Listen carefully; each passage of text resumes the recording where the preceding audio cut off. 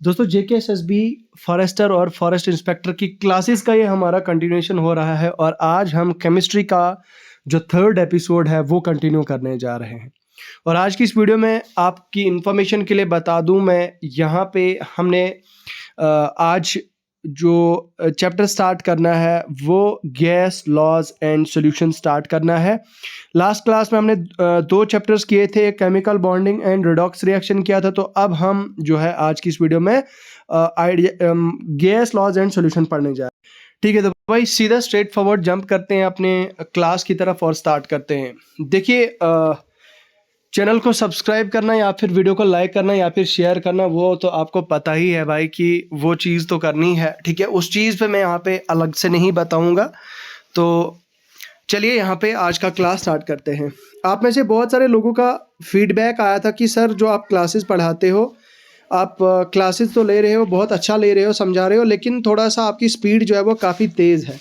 मतलब थोड़ा सा अपनी स्पीड को कम करना है। तो भाई ठीक है, आपका बहुत बहुत शुक्रिया। थोड़ा सा मुझे लगता है कि मुझे स्पीड को थोड़ा कम करना पड़ेगा और ऑफ कोर्स करना चाहे, आप लोगों का जो फीडबैक है उसको मैं पॉजिटिवली ले रहा हूँ। तो इसी तरह से अगर आपको भी कोई फीडबैक ऐसा लगता है तो आप मेरे साथ शेयर कर सकते हैं, तो मैं उसी पे काम करूँगा डेफिनेटली। तो चलिए आज का ये क्लास स्टार्ट करते हैं। अच्छा, गैसेस लॉ क्या होते हैं? ठीक है, गैसेस लॉ एंड सॉल्यूशंस, असल में ये दो चैप्टर्स हैं। एक है आइडियल गैस इक्वेशन, एक है आइडियल गैस इक्वेशन और दूसरा है सॉल्यूशन। सिंस मैंने आपको बताया कि भाई हमें फॉरेस्टर बनना है, हमको फॉरेस्टर बनना है या फिर फॉरेस्ट इंस्पेक्टर बनना है, हमको डॉक्टर नहीं बनना है, हमको इंजीनियर नहीं बनना है। तो कहने का मतलब ये है कि भाई अगर 32 मार्क्स साइंस के हैं तो भाई मैंने आपको ये चीज़ उस पहली स्टार्टिंग वाली वीडियो में कहा था कि उसमें 10 नंबर आपके फिजिक्स के होंगे, 10 नंबर केमिस्ट्री के हो सकता है, 12 नंबर आपके बायोलॉजी के हो सकते हैं। ठीक है, तो अब वो जो क्वेश्चन का लेवल होगा वो क्वेश्चंस आपके नीट लेवल के नहीं होंगे, वो आपके क्वेश्चंस आपके JEE मेंस लेवल के नहीं होंगे। ठीक है, तो मतलब वहाँ पे ऑफ कोर्स थोड़े से जो फैक्चुअल क्वेश्चंस, तो डायरेक्ट क्वेश्चंस तो नहीं आएंगे, बट हाँ ये है कि थोड़ा सा क्वेश्चन कंसेप्चुअल होंगे और इसीलिए मैं आपके कॉन्सेप्ट्स क्लियर करा रहा हूँ। जैसे आपने देखा होगा CDS में आपके क्वेश्चन जो पूछे जाते हैं वो सारे के सारे कंसेप्चुअल होते हैं, कॉन्सेप्ट पे बेस्ड होते हैं। तो वहाँ पे भी CDS में भी 28 से 30 क्वेश्चन जो है वो साइंस के कंसेप्चुअल होते हैं। अब क्योंकि मैंने भी 2-3 अटेम्प्ट CDS के दिए हैं, तो इस चीज़ का मैं इल्म रखता हूँ कि उसमें आपकी जो क्वेश्चंस का लेवल होता है, क्वेश्चन जो है वो अच्छे खासे लेवल के होते हैं। तो अब हाँ, वहाँ पे ये चीज़ तो नहीं होती कि भाई आपका नीट का लेवल का होता है या फिर आपके JEE का लेवल का होता है। तो चलिए आज की क्लास को स्टार्ट करते हैं और आप अपनी माइंड से ये मिसकंसेप्शन निकाल दीजिए कि टफ पूछा जाएगा 11th-12th लेवल का। अब मैं 11th-12th के चैप्टर्स ले रहा हूँ, लेकिन उतना भी ज़्यादा टफ नहीं होगा कि आप बहुत ही डर ही जाओ।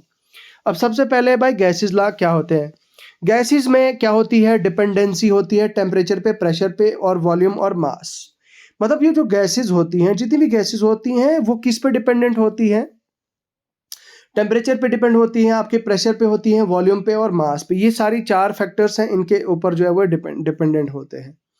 अब टेम्परेचर आप देख सकते हैं यहाँ पे STP में अगर हम बताएं कि टेम्परेचर 273.515 की ये आइडियल होता है आपकी गैसेस के लिए।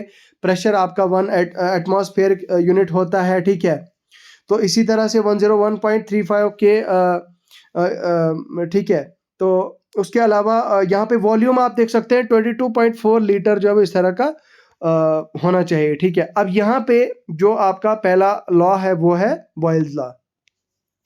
बॉयल्स लॉ क्या कहता है कि भाई रॉबर्ट बॉयल ने 1662 में एक लॉ दिया था जिसका नाम क्या दिया था? बॉयल्स लॉ दिया था। और इसका कहना ये था कि at constant temperature the volume of a fixed mass of a gas is inversely proportional to the temperature. मतलब अगर आप टेम्परेचर को कांस्टेंट रखते हो, फॉर एग्जांपल आपने क्या काम किया? आपने 40 डिग्री पे जो है वो अपने किसी भी जो है वो आपने मान लो 40 डिग्री पे क्या किया आपने, आप किसी चीज़ को हीट कर रहे हो, तो उसके बाद आप टेम्परेचर बढ़ा रहे हो, फिर बढ़ा रहे हो, फिर बढ़ा रहे हो, फिर बढ़ा रहे हो। इस तरह का मतलब ऐसा नहीं है। यहाँ पे बताया कि भाई आप टेम्परेचर को कांस्टेंट रख रहे हो। ठीक है, जब आपका कांस्टेंट टेम्परेचर होता है तो उस टाइम पे क्या होता है, जो गैसेस का जो मास होता है वो किसके वॉल्यूम जो होता है वो किसके प्रोपोर्शनल होता है, वो इन्वर्सली प्रोपोर्शनल होता है इनके प्रेशर के। तो इसका मतलब ये हुआ कि भाई वॉल्यूम देखो, वॉल्यूम इन्वर्सली प्रोपोर्शनल होता है प्रेशर के। इसका मतलब ये हुआ कि जितना ज़्यादा वॉल्यूम आपके गैसेस का होगा उतना कम प्रेशर होगा, और जितना कम वॉल्यूम होगा उतना ज़्यादा प्रेशर आपकी गैसेस का होगा। ठीक है, तो उसके बाद यहाँ पे जो है वो इस तरह का इनका इक्वेशन इसका निकल के आता है P1V1 is equal to P2V2। उसके बाद है चार्ल्स लॉ। जैक्यूस चार्ल्स ने 1787 में एक लॉ दिया था जिसका नाम दिया था चार्ल्स लॉ, और इसमें क्या कहा था कि भाई at constant pressure volume of a fixed mass of a gas is directly proportional to the absolute temperature. अच्छा, इसने ये कहा था कि जो volume of a fixed mass of gas, volume जो गैस का है वो किसके बराबर है, डायरेक्टली प्रोपोर्शनल टू टेम्परेचर है। मान लो एक गैस है, उसका मास कुछ स्पेसिफिक है, उसका जो मास है मान लो कुछ भी है उसका नंबर, तो वो बोल रहा है कि अगर वो फिक्स्ड है तो वो किसके डायरेक्टली प्रोपोर्शनल है, उसके एब्सोल्यूट टेम्परेचर के। तो इसका ये इसको हम बोलते हैं eight constant pressure and moles. तो V1/T1 is equal to V2/T2। उसके बाद है गेल-लेशेक लॉ, बोलता है at constant volume the pressure of a fixed mass of a gas is directly proportional to its temperature. तो भाई प्रेशर जो गैस का होता है वो डायरेक्टली प्रोपोर्शनल किसके होता है, टेम्परेचर के। कहाँ पे, eight constant volume and moles. Eight constant volume आपका प्रेशर डायरेक्टली प्रोपोर्शनल होता है आपके टेम्परेचर के। तो ये चीज़ आप याद रखिएगा, ठीक है। उसके बाद है एवोगाड्रोस लॉ। एवोगाड्रो क्या कहता है भाई, एमिडो एवोगाड्रो 1811 में इसने क्या लॉ दिया, बोलता है at constant temperature and pressure the volume of any gas is directly proportional to the number of moles of gas. मतलब कहता है कि जो वॉल्यूम होता है गैस का वो किसके प्रोपोर्शनल होता है, volume of any gas is directly proportional to the number of moles of gas. ठीक है, तो V1/N1 is equal to V2/N2। उसके बाद है आपका नेक्स्ट आपका लॉ क्या है, हाँ अब देखिए गैस इक्वेशन है। अब गैस इक्वेशन में हम यूजुअली क्या करते हैं, हम तीनों का यूज़ करके, बॉयज़ लॉ, चार्ल्स लॉ का यूज़ करके, ठीक है, बॉयज़ लॉ, चार्ल्स लॉ का यूज़ करके और गेल-लेशेक का लॉ का यूज़ करके यहाँ पे हम एक इक्वेशन निकालते हैं, उसको हम बोलते हैं गैस इक्वेशन। ठीक है, boys law, Charles law and Avogadro can combine together. अब पहला हमें पता है कि वॉल्यूम जो है वो बॉयल्स लॉ क्या कहता है, pressure is inversely proportional to volume, या आप इसको ऐसे भी लिख सकते हो volume is inversely proportional to pressure. एक इक्वेशन आपने इसको नाम दे दिया। उसके बाद बोलता है चार्ल्स लॉ क्या कहता है कि वॉल्यूम जो है वो आपका क्या होता है, डायरेक्टली प्रोपोर्शनल होता है किसके, टेम्परेचर के। ठीक है, उसके बाद थर्ड लॉ क्या बोलता है, एवोगाड्रो कहता है volume is directly proportional to the number of moles of gas. अब जब आप तीनों को कंबाइन करते हो, क्या करते हो, तीनों को जब आप कंबाइन करते हो तो वो क्या बन जाता है, V is directly proportional to NT/P। अब यहाँ पे देखो NT, तो जब आपने ये डायरेक्ट प्रोपोर्शन आपने हटा दिया तो हटाने के बाद यहाँ पे R ये constant of proportionality gas constant जो है वो यहाँ पे आया, तो V is equal to R NT/P आ गया। उसके बाद आपने फिर क्या फर्दर किया, यहाँ पे इस P को V के साथ ले लिया, यहाँ पे ये बन गया PV is equal to RNT। तो इसका मतलब ये हुआ कि PV is equal to nRT। तो यही होती है PV is equal to nRT होती है आपके आइडियल गैस इक्वेशन की आइडियल गैस इक्वेशन। ठीक है, तो PV is equal to nRT। अब वैल्यू ऑफ गैस कांस्टेंट क्या होती है, R is equal to 0.821 atmosphere per mole पर केल्विन। ठीक है, तो उसके अलावा ये यहाँ पे ये वैल्यूज जो है वो इस तरह की यहाँ पे होती हैं। बाकी गैस कांस्टेंट के लिए जो है वो क्या होता है आपका K is equal to R/N। Density of a gas is directly proportional to the pressure and inversely proportional to temperature. तो डेंसिटी क्या होती है आपके, क्या होती है, density is directly proportional to आपके प्रेशर और इनवर्सली प्रोपोर्शनल टू आपका टेम्परेचर होता है। ठीक है, mass upon N is equal to mass upon molecular mass. बाकी ग्राम्स लॉ ऑफ डिफ्यूजन क्या कहते हैं, बोलते हैं जो गैसेस आपकी डिफ्यूज होती हैं कांस्टेंट टेम्परेचर पे वो इनवर्सली प्रोपोर्शनल होती है square root of the molecular mass. अच्छा, जो इनका मॉलिक्यूलर मास होता है उसके इनवर्सली प्रोपोर्शनल होती हैं आपकी गैसेस। अब देखो जैसे यहाँ पे एक चीज़ आपको समझनी है, R1 जो है वो m1 का इन्वर्स प्रोपोर्शन है, r2 जो है वो m2 के इन्वर्स प्रोपोर्शन में है, तो ये आ गया d2 अपान d1। उसके बाद है आपका Maxwell's distribution of molecular speeds velocities. Maxwell ने क्या बोला है कि भाई जो गैस मॉलिक्यूल्स हैं ये रैपिड या रैंडम कोलाइड करते हैं एक दूसरे के साथ, तो मतलब जो वॉल के कंटेनर होते हैं उसमें एक दूसरे के साथ with each other and with the wall container of the wall, तो उसके बाद मतलब wall of the container because of which there velocity, और उसकी वजह से उनकी वेलोसिटी चेंज होती है। मतलब मैक्सवेल ने क्या बताया कि भाई जो गैसेस का जो क्या होते हैं मॉलिक्यूलर गैस रैपिड, तो जो मतलब मॉलिक्यूल्स होते हैं आपकी गैस के, वो क्या करते हैं, वो रैंडम मोशन करते हैं और रैंडम मोशन की वजह से एक दूसरे के साथ कोलाइड करते हैं।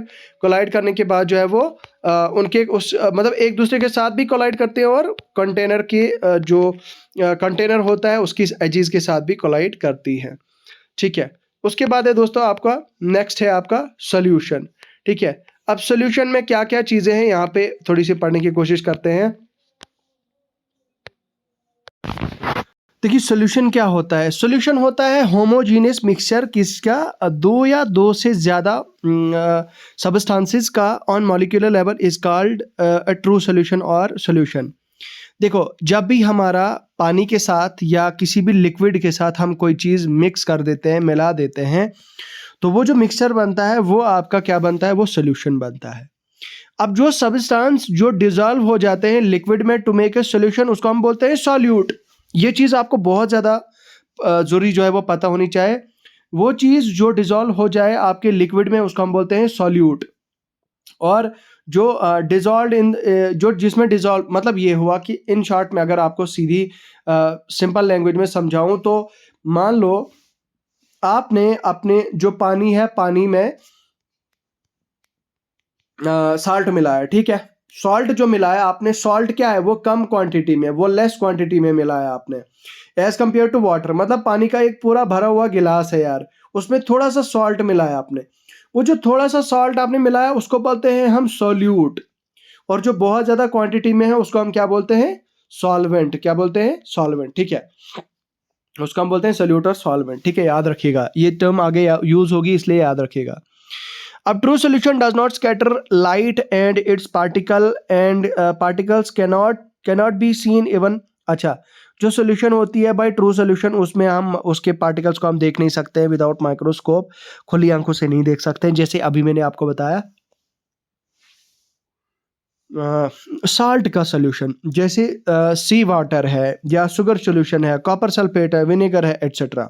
ठीक है, तो ये सारी सॉल्यूशन हैं, इनको हम ट्रू सॉल्यूशन कहते हैं क्योंकि इन ट्रू सॉल्यूशंस में हम पार्टिकल्स को खुली आंखों से नहीं देख सकते हैं, हमें माइक्रोस्कोप का यूज़ करना पड़ता है। बोलता है कि अब सोल्यूट कितना प्रेजेंट होता है। ठीक है, सोल्यूट कितना प्रेजेंट होता है, सोल्यूशन को क्लासिफाई किया जाता है। अब सोल्यूशन वो सोल्यूशन जिसमें in which more quantity of solute can be dissolve without raising its temperature is called unsaturated solution.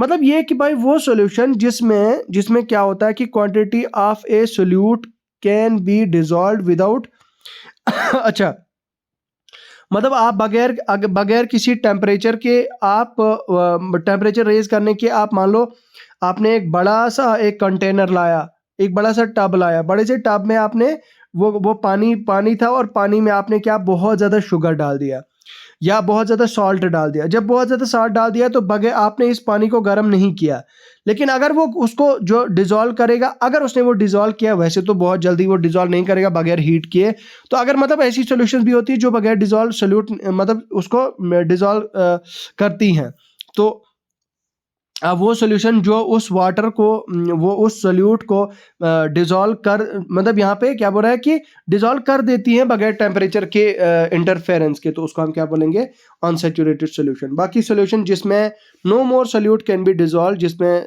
कोई भी सोल्यूट किसी भी तरह का जो है वो डिज़ोल्व नहीं किया जा सकता है, at that temperature is called saturated solution.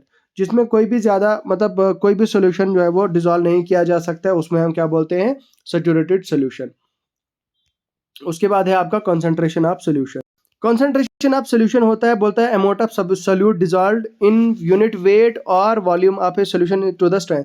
मतलब ये रेशो होता है इन शॉर्ट हमारा किसका amount of solute, ratio of solute to the ratio of solution, इसको हम बोलते हैं कंसंट्रेशन ऑफ सोल्यूशन। इसका फॉर्मूला ये होता है हमारे पास। उसके बाद होता है दोस्तों डिफरेंट टर्म्स ऑफ एक्सप्रेस, मतलब पार्ट्स पर मिलियन क्या होता है। पार्ट्स पर मिलियन का मतलब होता है कि mass of solute into 10⁶ in grams upon volume of solution. उसके बाद molarity, number of moles of solute divided by number of moles of, molarity होता है number of moles of solute upon volume of solution. अब moles of solute को हम कैसे लिखते हैं, वेट ऑफ सोल्यूट, जो आपका वेट ऑफ सोल्यूट, मान लीजिए सोडियम है Na, सोडियम का एटॉमिक नंबर 11 है और उसका मास क्या हो जाएगा 23, तो सोडियम का वेट हो जाएगा 23 क्योंकि वो सोल्यूट है। 23 इंटू 1000 अपॉन मॉलिक्यूलर वेट। अब मॉलिक्यूलर वेट कितना हो जाएगा, मॉलिक्यूलर वेट आपके क्वेश्चन में दिया होता है, वो आपने पुट कर दिया, फिर सोल्यूशन दिया होता है वॉल्यूम का, वहां से आपकी मोलरिटी निकल जाती है। ठीक है, मोलरिटी पे मैं आगे आपको क्वेश्चंस कराऊंगा, वहां से आपको और ज्यादा क्लियर हो जाएगा जब मैं एमसीक्यू सीरीज स्टार्ट करूंगा। मोलरिटी बोलता है भाई जब जो ratio of weight of solute to the ratio of solvent, ठीक है, सोल्यूट और सॉल्वेंट के रेशो का हम क्या बोलते हैं, मोलरिटी।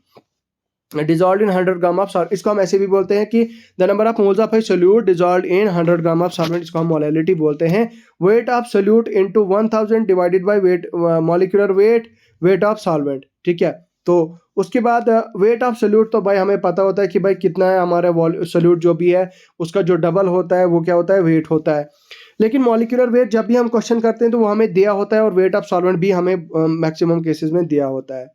बाकी नॉर्मेलिटी क्या होता है, नॉर्मेलिटी होता है number of grams equivalent of solute dissolved in 1 litre of solution. तो भाई जब आप ग्राम इक्विवेलेंट सोल्यूट के किस में डिजॉल्व करते हो, सोल्यूशन में, उसको हम क्या बोलते हैं, नॉर्मेलिटी बोलते हैं। नॉर्मेलिटी और मोलरिटी जो है वो उनको इफेक्ट किया जाता है टेम्परेचर से, as this depend upon the volume where molarity remains unaffected from temperature.